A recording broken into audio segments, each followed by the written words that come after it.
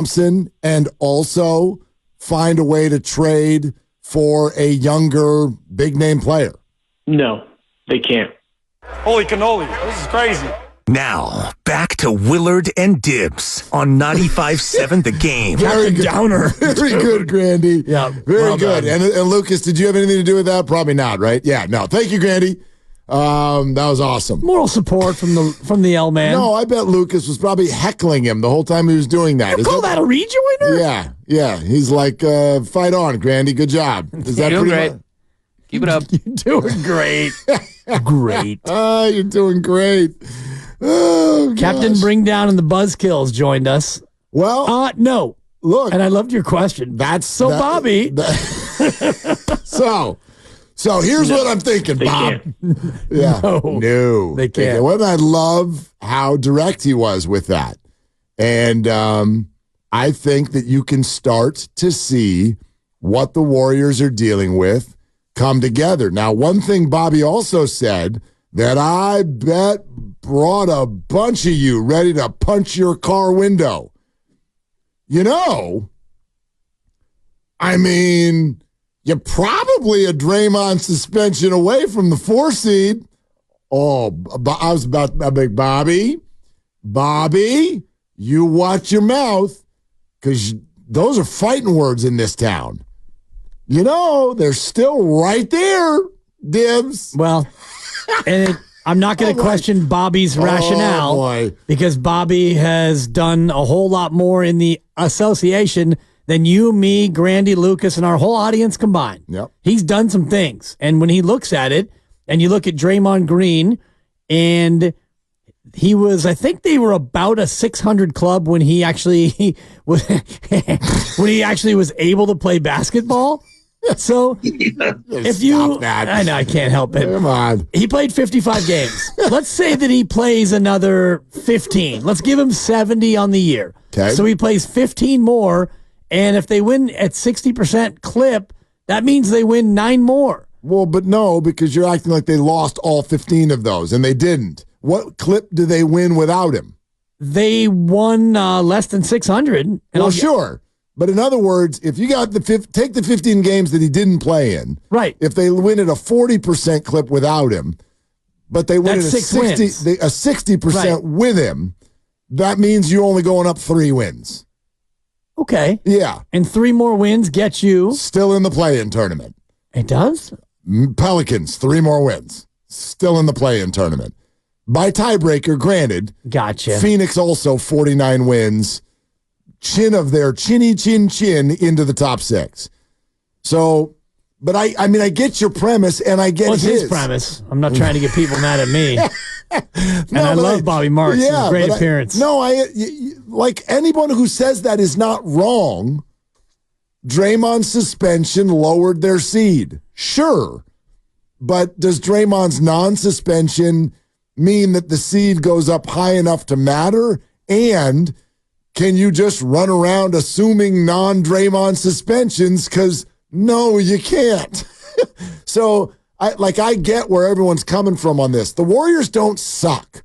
He said it. He goes, I understand your standards out there. You've been through a dynasty. But I do think we got to stop that. The Warriors don't suck. Chill. They went 46-36. They don't suck. It's off. It's not good enough.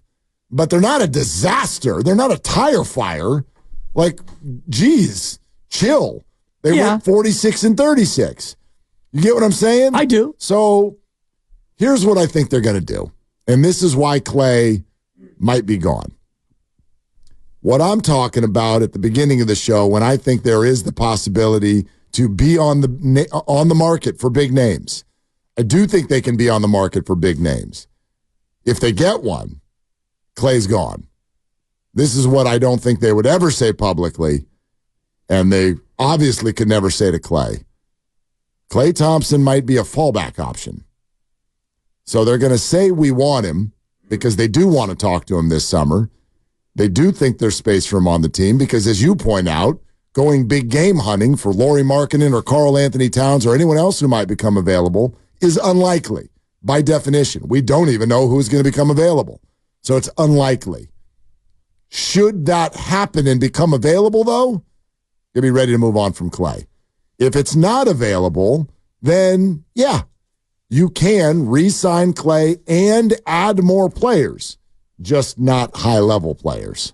It's interesting the way you lay that out because you're making it seem like all of this is going to happen over a long period of time, but all this will happen maybe over the course of an hour because when you get to these deadlines, and the big one you mentioned is you crack that open, June 28th for Chris Paul, the $30 million decision. Let's just assume that they decline that option because Chris is probably gone. Right, yeah. Unless you have another team that's willing to make a trade for their player, and that would preclude you really from signing Klay Thompson. Let's just assume that on the 28th of June, you decline Chris's $30 million, so now you have that spot to potentially give to Klay or go big game hunting. Well, Klay's free agency would start July 1st, and between now and then, he would have already gotten some feelers, and so I would imagine Klay would know what he's going to do pretty soon after that window opens. You have done like 54 July 1st in your life.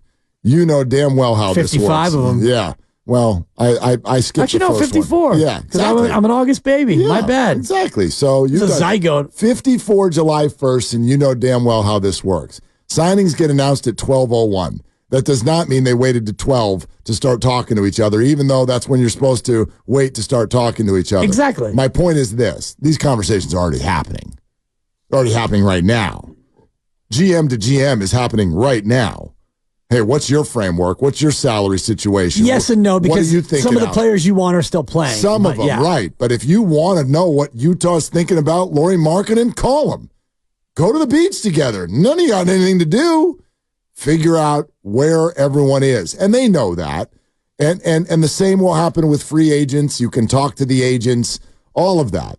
It's all happening. Bobby Marks indicating that Utah might be in an in-go mode. Maybe. Danny Ainge is maybe looking to add, not subtract. Or he's lying. Right. I mean, we don't know. Mike Dunleavy might be lying. Yes. And he's lied before. Mike Dunleavy is definitely lying. Well, cut that and send it. He's definitely Sorry, Raymond. of course he is. Of course he is. Or at least being not forthcoming. Like there's a very, very high likelihood that Draymond would be back. I mean, I could be wrong. Right. I mean, listen to that statement. He couched it. You're the GM. This isn't happening to you. It's happening by you. So, of course, anybody at a press conference is almost always lying, at least partially. So anyway, yeah, you're right. It has to happen in an hour, but it's happening now. It is. Yeah, but you don't have the ability to really know who's available. As Bobby was saying, depending on the playoffs, you may have a disgruntled star who emerges if their team gets knocked out early and all of a sudden Paul George or, Karl Anthony Towns or whomever, I want out. Giannis is the dream. I don't think they have the assets or the money to make that work. But the other interesting thing from Bobby is you can't really do salary match. You can't aggregate salaries. We're going to take this player and that player and that player and go get Giannis. You can't do that until you get under the apron, and that's not until after the Chris Paul June 30th deadline goes. Exactly right. So I guess I would look at it this way. If you're a Warrior fan that wants change, you want a 20-something-year-old star, the first thing you want to see is the Warriors decline Chris Paul's option by June 28th.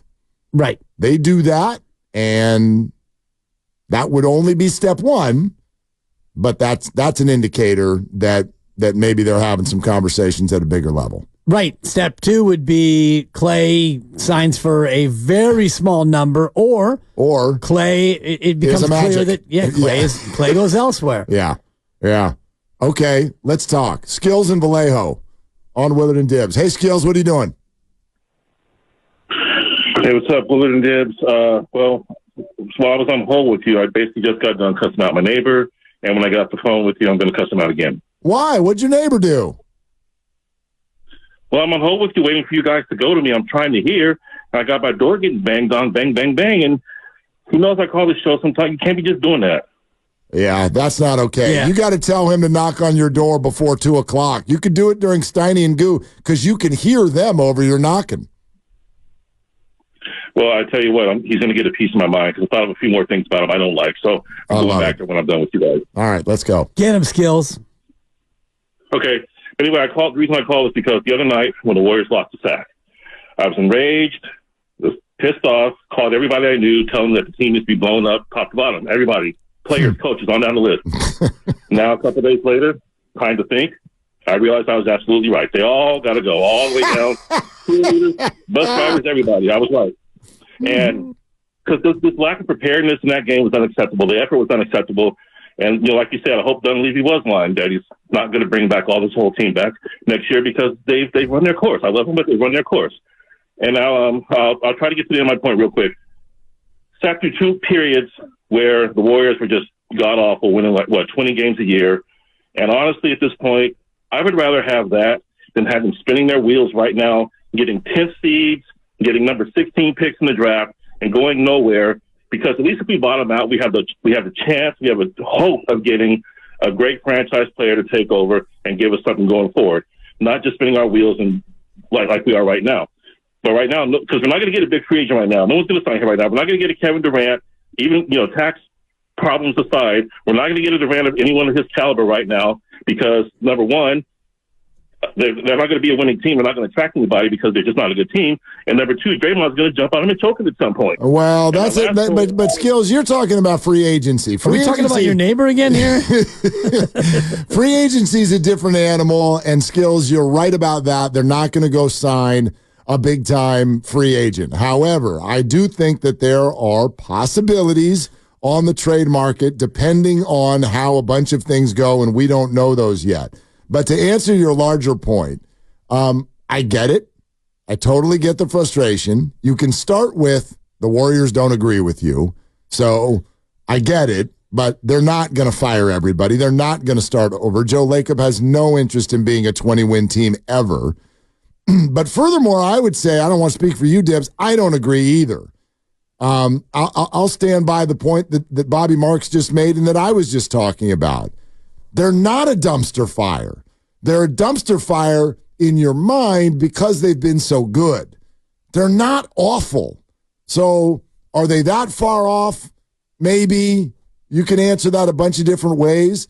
But to say that this is so disgusting that we should cut everybody and start from the bottom and let's be Charlotte for a few years, no, not like we're nowhere near that. And why would you do that? Well, even if the last few years of Steph Curry's career don't work, why would you do that? And if you did that, well, if you wanted to do that, what is the path to go from that approach to being a champion again? There you go. The path is to find another Steph Curry. And while you're at it, find a Draymond. And if you could come upon a Klay Thompson as well, then yeah, go ahead and do that. And you look at teams who have done that in the draft and gone on to be champions. It's very difficult. San Antonio did it because they had 1 year where they tanked because their best player was injured and they got Tim Duncan, a top 25 player of all time. And then you fell upon Kawhi Leonard early in his career and he caught fire in the postseason and you won another one. So you won a series of titles over 15 years and a lot of it was by great roster construction, but also a bit of luck. So even if you wanted to be in the blow it up camp, what does that look like as far as a path to get successful again? It's a long shot. You'd have to be really bad and get really lucky in the draft, and then maybe you could find generational players. Yeah. And I think about San Antonio now. They've got a lottery pick again, and they're fresh on the heels of getting a player who could be generational in Victor Wembanyama. So you got Wemby coming back next year. You've got a probable top 3 pick this year. Does that mean in 5 years you're going to win an NBA championship? Of course not. Almost assuredly not. Right. Yeah. Even though you have already one piece and you might get another piece. You're listening to 95.7 The Game, KGMC FM and HD1 San Francisco, always live on the free Odyssey app, Twitch and YouTube, powered by First NorCal Credit Union. Upgrade your savings dividend. Open a First NorCal First Class Money Market today. Let's keep going. How about... Jasmine in Alabama. Hey, Jasmine, what are you doing? Hey, Hey, how you doing? Just got off work. Oh, good for you. Oh, yeah, it's like 7 o'clock out there, huh? Yeah, it's 6 o'clock actually. It's only 6 o'clock in Alabama right now? Mm-hmm. Well, that's news to me. We'll explore later. But anyway, go ahead, Jasmine. Well, I was just calling to say that they probably need to get off of Klay. I think the Warriors need to get younger and athletic and kind of build around Steph a little bit. And probably Draymond, because I don't think Draymond got a big market, and Draymond is still useful when he's not acting a damn fool. Okay. Hello? Yeah. Are you still there? No, I thought you were going to keep going. No, that was material. She's running material. Got it. But I think Klay it's just time. They need to get younger and athletic. They looked old and slow when they played against Sacramento the other night. They need to get bigger, more athletic. And I keep hearing Ward saying, trade Kuminga. You don't trade a 21 with that type of potential. I know everybody want to be with Steph timeline, but I think he can get better defensively. And I know he's very athletic. I just think if he ain't getting Giannis for him, don't trade him. Jasmine, I think you make a whole lot of sense, and I learned that Alabama's in the Central Time Zone. Yep. I did not realize the easternmost state in the Central Time Zone. And you got half of Kentucky. I've learned. I'm sorry, half of Kentucky, about 2/3 of Tennessee. Okay. And just a tiny bit of the Panhandle in Florida. Oh, no way. Central Time Zone. Really? What kind of a state splits itself time zone wise? You got to make a decision. Those states. Yeah. Indiana's got a little bit of a high-low as well in the Central. You're damn right it does. But anyway, I could listen to Jasmine talk all day, and I think she made a whole lot of sense. She did. Except for her joke fell a little flat, but we just kind of missed it. I thought she was. Yeah, I did when I was over here on the world clock. But anyway, Jasmine made I think, a bunch of good points, except for too firm with one of them. And this is just where I sit. I get that a lot of you don't. I am not black and white, pull out Sharpie, Klay's gone. I'm just not. Like, again, the Warriors need more shooting, and a lot of you want to get rid of Klay. He's your second best shooter. So there are a number of scenarios where with a reduced role, Klay makes a lot of sense. I get that it does not make sense with the responsibility he has now. I don't love listening to Klay talk about how, like on that Draymond pod that he did a couple weeks ago, he's like, it stinks to have tough games when you're used to scoring 37 and a quarter. I'm like, you're not used to scoring 37 and a quarter. That happened one time. You also one time had 0 points in a huge postseason game. So you're equally as used to those two things. I think that's the hard part with Klay. Klay is still not fully out of living in the past.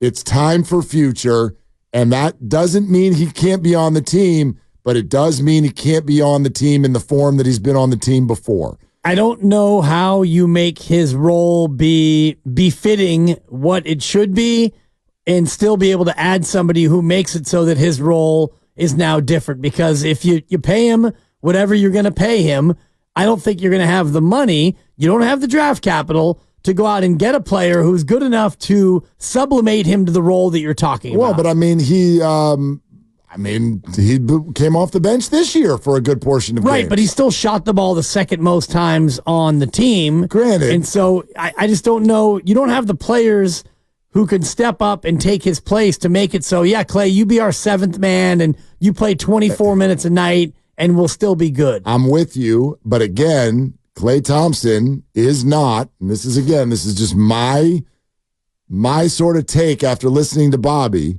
Klay should not be option one. And I mean that in terms of your roster construction, not your game. Klay should not be part of option one. Option one would be, can you go get a much younger, true number two who's tall on this team? Yeah, and long. That's option one. It's one thing Mike said today was positional length, not just front court length, but positional size. I think is what he said. And if they aren't able to do that, then yes, there is a way for Klay Thompson to be on this team and still add more players at the right price. So there are a number of scenarios that he's involved where he's in, and I would imagine there are a number of scenarios where they're out. If you want to be really good next year, I think I would lean toward out.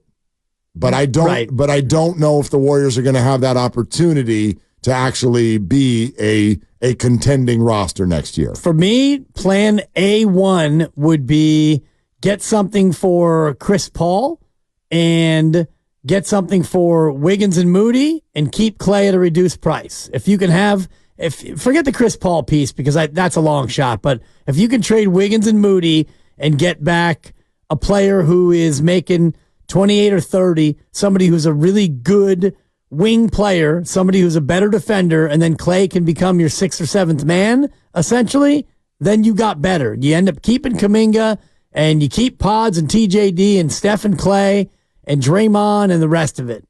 That's how you get better.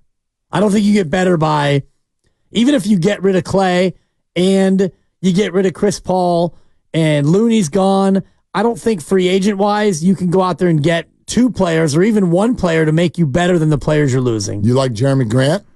He's all right. I mean, it's another name. Right. What's he going to command? What's he going to command? Is he a free agent or that'd be a trade? That would be a trade, but could be available. You know, you have a transitioning club that's not looking to spend big dollars, makes the exact same amount as Chris Paul. Jeremy Grant does. Jeremy Grant. Okay. Yep.